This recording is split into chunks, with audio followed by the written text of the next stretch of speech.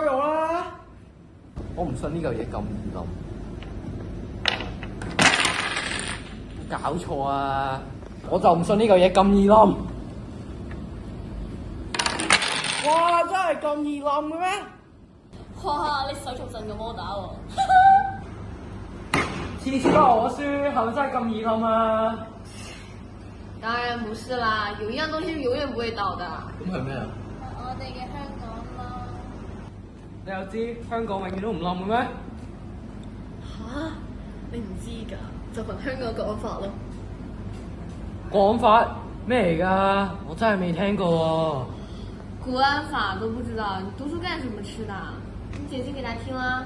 港區國安法於2020年正式生效，致力維護國家主權，並以維護香港社會整體利益，確保香港長期繁榮穩定為己任。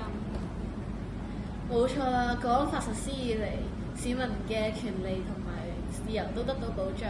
喺呢個條件下，香港就梗係唔會冧啦。同時，我哋身為香港嘅一份子，有責任去守護呢個家。我哋要將呢份價值觀好好咁傳承俾下一代啊！哦，原來係咁嘅。好，快來玩，沒事啦。說了這麼多，我一定會贏翻一鋪嘅。